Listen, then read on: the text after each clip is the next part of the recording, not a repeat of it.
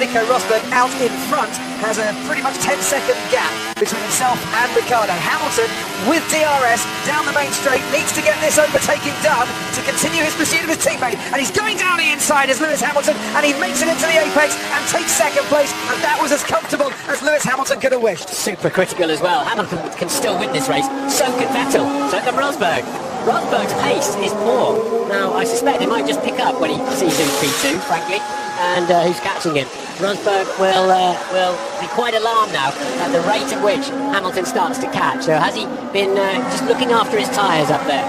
I already think he's got the message, Martin, and he's actually put in a very good first sector on this lap. Obviously, Hamilton's had a bit of DRS assistance. So here comes Carlos Sainz on DRS, and down into turn one, Sainz has finally got past Jolyon Palmer, and that's an overtake that's been waiting for a while. And Max Verstappen now seizes the moment, sizes up Jolyon Palmer, and can he get past the Renault? Can he get into the corner? Yes, just. It took Carlos Sainz half a dozen laps. It took Max Verstappen 2 more corners once Palmer was the next man ahead, and that's why Verstappen was saying, let me at him, let me have a go, and he rather proved why he was demanding that.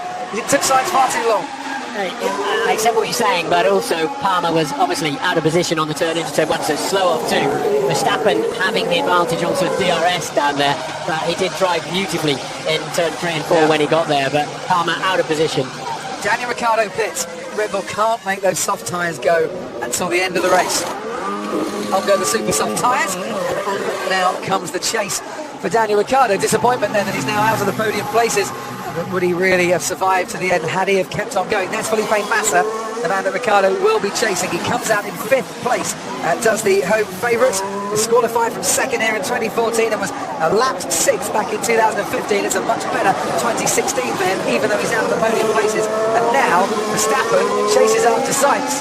And once again, I want the team to ask him to move, but I think this time the team will say, no, you want to get past it, you have to do it yourself. So Ricciardo got 24 laps out of those tyres. Vettel is going to have to get a little bit less, and suggests he might be okay.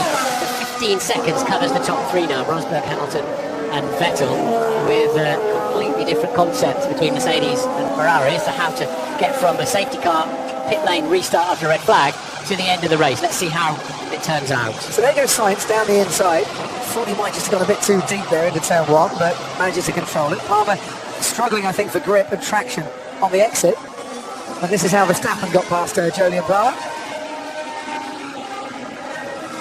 Driving from all 3, not to start throwing bits of front wing and bunch of tyres around the place. But Rosberg has indeed picked up his pace, as has Hamilton. They're all lapping within 2/10 now, Rosberg, Hamilton, Vettel. Ferrari looked like they just wanted to stay off those medium compound. They didn't want to go near them, did they? You've got to sometimes just trust your gut instinct, haven't you? Rather than just wanting to go for the data all the time. Ted, down to you. Yeah, but maybe they didn't like the medium tyres because everything from the winter has shown that they were really good on the soft tyres. Sebastian Vettel's going to have to make the soft tyres last now to the end of the race, something Daniel Ricciardo certainly couldn't do, but Vettel will have to do 21 laps, I think, with the soft tyres, which should be fine. But just to underline how comfortable Mercedes are with this white stripe medium tyres, guys, they used 60 sets of medium tyres at the second test in Barcelona, so they know that tyre inside out. I know, different conditions, different track, still. Next good fight we're going to see is Ricciardo catching Massa. Now he's changed his tyres. Ricciardo flying along there in 5th place. Grosjean up to 6th, Crofty, and doing solid lap times on a set of tyres that should get him to the end of the Grand Prix. Romain Grosjean doing a stellar job for the inaugural Grand Prix in the Haas team. Who have said that their target this season is to score points. Maybe not in their first race, although they certainly said they would dearly love to do it. On course to do that at the moment. And remember, the last brand new constructor to score points in their debut race for a team built from scratch at Toyota back in 2002 when they finished 6th with Nico Salo. They've got good mirrors on it because he's got Hülkenberg and Bottas climbing all over the back of him. And he's held them off now for 20 laps. And that's why, if you're a new team, that's why you pick up the likes of Romain Grosjean as well, though. Experience that he gives the team in all sorts of different areas, but very much on the track. The man they were after, Grosjean, saying that he first sat down with the team principal, Gunther Steiner, in Monza last year to have a chat. Sat down with Gene Haas the very next night, Friday into Saturday, and made his mind up. The Italian Grand Prix last year that he wanted to leave Enstone and go off to join Haas F1. Palmer's about to be under pressure for 11th place from Perez, and Magnussen closing in his teammate as well. They, of course, was allowed to unlap himself before the restart after the red flag. So Arnott's slipping away from the points now, but he could no longer keep those Toro Rossos behind him. Jenson Button running down in 15th place for McLaren at the moment. The only car behind him on the track is Pascal Wehrlein, and in the manner, which is disappointing after some good early pace from McLaren. Button now slipping further and further behind. As we see Felipe Massa and Daniel Ricciardo in the fight for 4th and for 5th, and Ricciardo on a brand new set of super soft tyres will fancy his chances here and might just get a nice big standing ovation going into turn 1, but he's got to get past Felipe Massa first, and he's got DRS assistance to try and do that, and the Renault Power, the badged up tag engine, blasts Ricciardo into 4th place, and he does get that standing ovation, and he will hear the screams and the cheers of the crowd as he races off and leaves Felipe Massa in his mirrors. The problem for Daniel Ricciardo is it's 20 seconds up the road. His next rival, Sebastian Vettel, his old teammate, his nemesis, and of course in the Red Bull team, I have to say, pretty much put some manners on Vettel that year. Absolutely. Talking of Vettel and Hamilton, it's a scrap that's going to unfold in a few laps' time, because that pace you were talking about that Sebastian Vettel is on is nudging him nearer and nearer and nearer to Hamilton. We're on lap 46 and he's 5 seconds behind. This Ricciardo just gets the cheers. The fans loving that on the hill over by turns 8 and 9. Rosberg picks up his pace out in front. It's looked good for him for quite a while. It's looking exceptional for him at this moment in time. Try and emulate his father, Keke Rosberg, of course, on the Australian Grand Prix. First Australian World Championship Grand Prix in 1985. Rosberg at the moment has a 10.5 second lead on his teammate Lewis Hamilton. Hamilton has 4.3 seconds between himself and Sebastian Vettel. Vettel was half a second quicker on the previous lap. Then there's that gap to Daniel Ricciardo, and it's a 20-second gap, as you rightly said. Martin, the car in between Pascal Wehrlein, the only one of the cars out on the track at the moment that has been lapped. Somebody's on the front and I'm pulling away, and now you don't have me pass. Really. Young man, and not afraid to express his emotions, Martin, in a slightly more colourful way than others. You're getting a detention and 100 lines with that sort of language. Ricciardo's still flying along on those tyres. You see fuel burning down nicely now towards the end of the Grand Prix, as we're on lap 47. But, what else is going on down there? Still, Grosjean now pulled out a 1.5 seconds on Hülkenberg, who's out of DRS range, and Hülkenberg has Bottas, Sainz and Verstappen on his tail as well, so that's quite a little train going on there. Grosjean, Hülkenberg, Bottas, Sainz and Verstappen, and there it is. And I wouldn't bet on that being the order of 7th, 8th, 9th and 10th by the end of this race. Palmer's dropped off the rear of that now. He's 7.5 seconds down on Max Verstappen. Max Verstappen's just down on everybody that might be at the top. Russell management at the moment, and he's very, very nearly off the track and out of the race. Got all out of shape going through turn 11, got onto the curb in the AstroTurf, and in the end managed to save it. He's not going to get driver of the day. He will get swearer of the day, but that was unquestionably save of the day. Certainly was.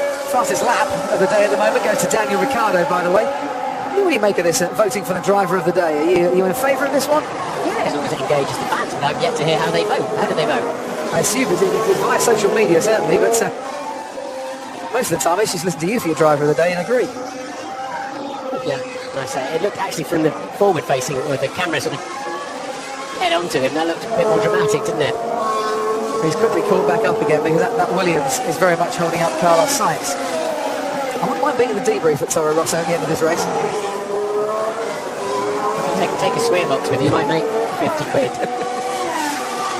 It's interesting to see the two drivers at the end of it. And Sainz will say he's pushing, he's not doing anything wrong. Why? He's got track position. Why should they let Max pass? Yeah, I agree. Yeah, you want to get past, overtake him.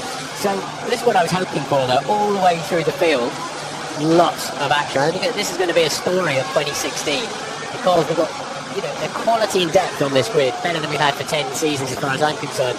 Great talent, emerging talent.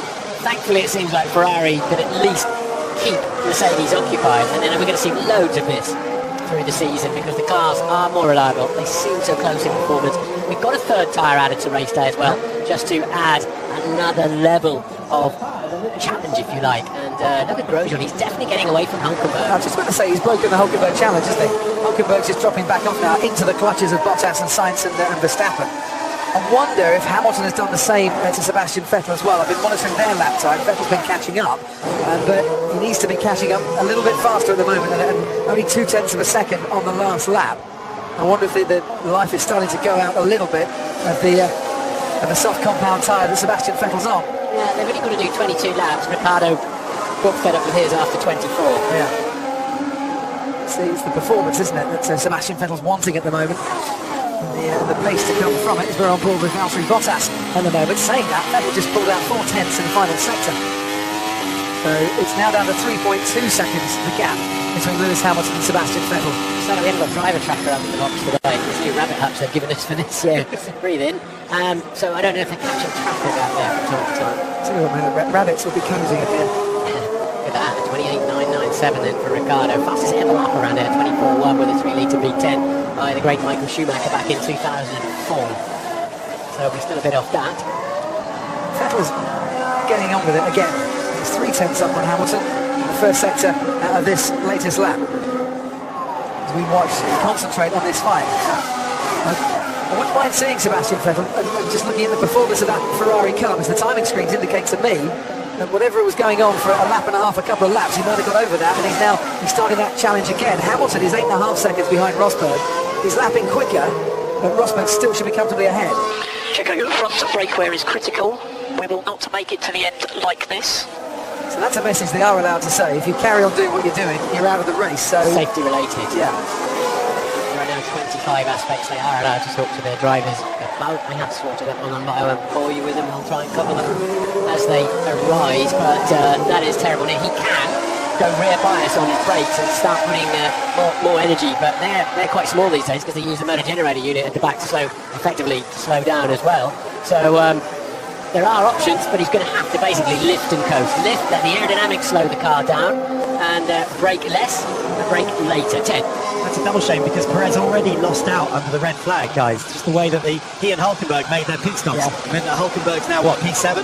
Crofty? Yep. And they're both put on the mediums and just going to do the one stop. And Perez, what is he, P12, I think I'm correct in saying. And so, support Perez. He was set for, had the race just continued, he would have been set to finish right in front, or right just behind Hulkenberg, but he's several places. Well, and this is it, their strategy was perfect until the red flag came out.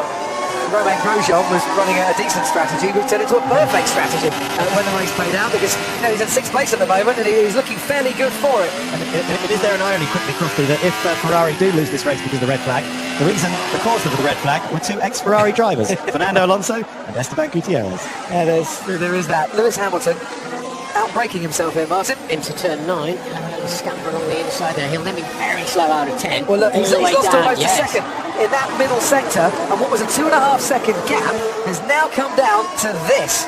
And Sebastian Vettel, who was on course, I think, Martin, in about 3 laps' time to be right behind Lewis Hamilton, is now very much right behind Lewis Hamilton, and this is going to be one hell of a defence for the world champion. Yeah, as I was saying, he was slow out of 10, and he'll be all the way down the next straight would have been slow too, and that's what, as I say, expedited Vettel getting on to his tail, and if he can get through, it's a bit of a save for Ferrari in many respects on the way that they did the strategy and stayed away from those medium compounds. But yeah, it was a 32.0 lap for Hamilton, so he lost about 1.3 there with that error, and just 10 seconds covers the top 3 now. Well, what many were predicting would be a very comfortable 1-2 for Mercedes here in Australia has been anything but. You're only just joining us. You've missed some of a race, you really have.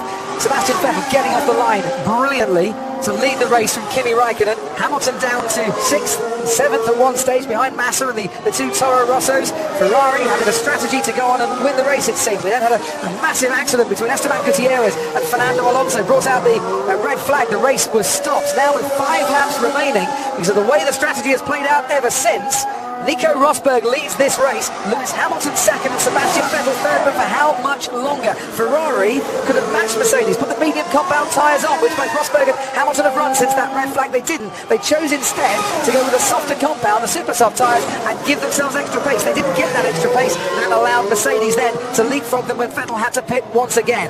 And now we get down 4.5 laps to go. Rosberg's out in front by 10 seconds. Vettel pursuing Lewis Hamilton here, and all the way to the line, might yet have a chance of salvaging 2nd place. In 4th at the moment, Daniel Ricciardo. Real boost from Red Bull, that would be if he could manage 4th place. Rosberg's going to have to catch and pass a lot of cars before the end of the Grand Prix. I wonder if they'll end up in that Grosjean-Hulkenberg battle as well, with the kind of pace. They might not get that far. Oh, we got a spinner. Is that Max Verstappen? I think so. He has been a bit hot-headed for the last 10 laps or so, maybe 15 laps or so.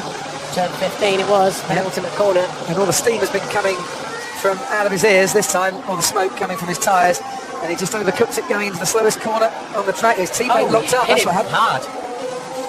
Sainz locked up. Yeah. Verstappen hit Sainz. Yeah, there we go.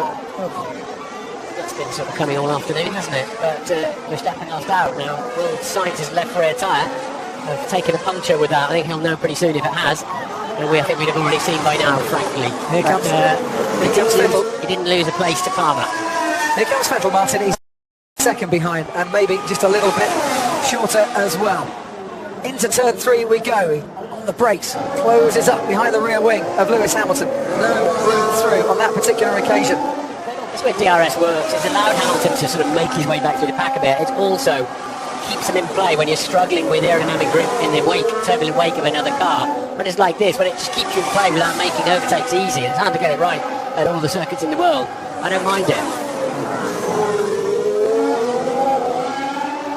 Best season ever for a Ferrari driver on his debut. Sebastian Vettel picking up 13 podiums last year. As you saw Lewis Hamilton pick up his 3rd World Championship. Hamilton going into this season trying to equal Sebastian Vettel with 4 world titles. We've got the longest season on the calendar. I would like to see these two running neck and neck throughout each and every one of the 21 races, and Nico Rosberg to join them for company, because there's been shades and mentions, haven't there, from back to 1986, Mansell and Piquet and Prost. And I wonder if we're going to get that again, that similar season this year. 3 laps to go then. It seems to me that Mercedes are not going to run and hide this year from Ferrari. That's what it wants. They probably still had the best car. They didn't get the best start today, and Ferrari didn't run the best strategy.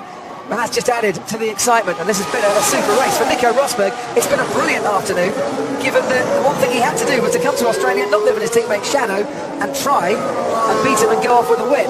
Well, you'd argue that Hamilton's been quicker than 2 Mercedes drivers all weekend long, but at the moment he's not going to waltz off with a win, Lewis Hamilton, and Rosberg will take a lot of comfort from this. Hamilton with that poor start, he pitted a lap before the red flag as well, which hurt him. Yeah. Because he'd already got these tyres on, so that compromised Lewis's afternoon significantly. But nonetheless, it's been a little bit scrappy, hasn't it? But it's all down to the full getaway.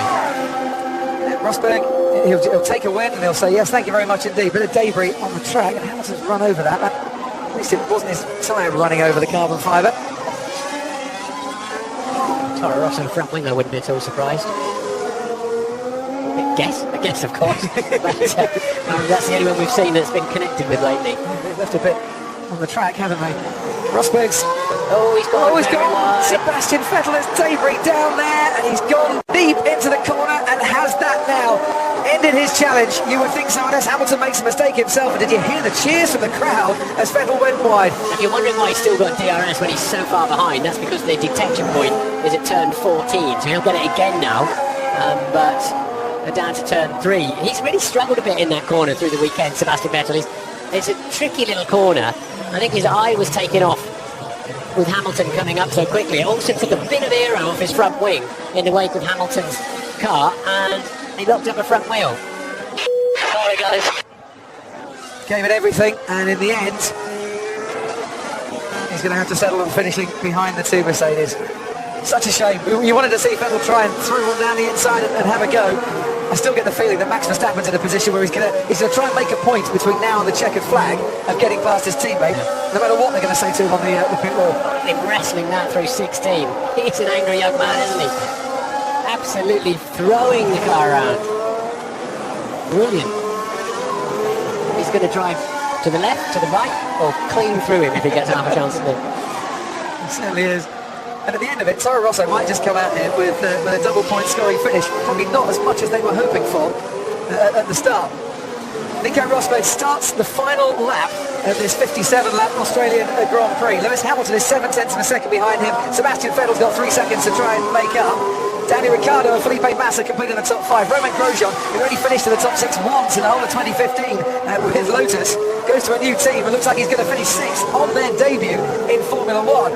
And they'll be cracking open a few cans of beer and giving it the big yee-haws down a Haas for that result. And so they should as well. Absolutely. Let's not took it up too soon. He's got to get over the line yet, but it's certainly been a stellar first race for the new team from America. There they are. And we've all become big fans of Romain Grosjean. There was a time, wasn't there, where he was a bit of a liability out there, tripping over everything that moved. But he sorted that out and became a world-class driver. He's matured well, he certainly has. Sainz, Verstappen behind Bottas and Hulkenberg to complete the top 10. Julian Palmer on his debut looks like he's going to finish outside of the points. We see Nico Rosberg now completing the end of his final lap. I'm just looking at Carlos Sainz, can't quite get past Valtteri Bottas. And the headlines, the cheers and the applause, they're all going to go to Nico Rosberg today. His dad won this race, the Australian Grand Prix in '85. In 2016, Nico Rosberg wins the Australian Grand Prix. And since Lewis Hamilton took his world title, he's finished second to Rosberg in every single race. He's the runner-up today. Sebastian Vettel, who had the race in the palm of his hands, has to settle for third place. Mercedes start the season with a 1-2, and they salvaged with some very clever strategy that 1-2 finish for what could have been an absolute disaster for them to kick off this season. Daniel Ricciardo does come home to take fourth place, and a brilliant result for him and for Red Bull, I'm sure. Felipe Massa should take fifth place, and we'll look at this battle and scrapping all the way down to the line. Sainz chasing Valtteri Bottas down towards 10-13. Is he going to throw one down the inside? He has a little look, but no, not on this particular occasion. There's no room through. Verstappen has just lost touch a little bit. Massa will come home to take fifth place. He does, and now all eyes on Romain Grosjean and Haas F1, who've emulated Toyota, the last team to score points on their Formula One debut. Brand new team, brand new season, point scoring finish for Haas F1. Congratulations to them. Nico Hulkenberg comes home to finish 7th ahead of Valtteri Bottas. Carlos Sainz and Max Verstappen completing the top 10. And a race that Nico Rosberg will be very thankful. Yes! Well done, good job. Yeah! Awesome, guys, awesome! Thank you very much. Great start to the season. And Mike just smiled for the first time this weekend. He had a better start than his teammate, not as good as the Ferraris. Nice job, mate. Excellent. Felt like you had fun today. Thanks, guys. Yeah, for the most part, it was good fun. Nice to be back racing, that's for sure. It was a great drive from Daniel Ricciardo. In front of his home ground, no doubt about that. Driver of the day, good driver of the day too. Grosjean in a non-stop race effectively. He changed one change of tyres was in the red flag, so that played very nicely with his hands, but he made the most of it. My driver of the day, I'm Sebastian Vettel. I don't think it's his fault on the tyres. He salvaged it, didn't he? Yeah. Second flag, Roman, second flag. Absolutely amazing, dude. Guys, listen to me. This is a win for us. This is a win. Unbelievable for everyone. Unbelievable. I don't even know where we finished. Unbelievable. We finished 6th. And I suppose, for those guys, have no fear. Haas F1 team are here. Did anyone assume that they could do this? It's going to go on all season, isn't it? Well, they've shown good pace, haven't they? I mean, they started the first test, they were brilliant, and then they just had loads of gremlins, and looked like they might be having all the usual new team problems, and, that's got to the end. Gutierrez, he may well have got to the end if he hadn't have had that coming together with Fernando Alonso, for all we know. Thank goodness Fernando Alonso is in one piece, unlike his McLaren, that's in about 50 pieces. But that is a sensational debut for the Haas team, and I'd like to see that, because I think that's a great model for bringing in a new team and affording to be in Formula One when you're not a manufacturer's team. I want to see them go well, because for me that's a common sense way to go Formula One racing as they're doing it. I know there's a lot of feeling about some people in the paddock that it's like a junior Ferrari team. Yep. Well, they bought listed parts. They're the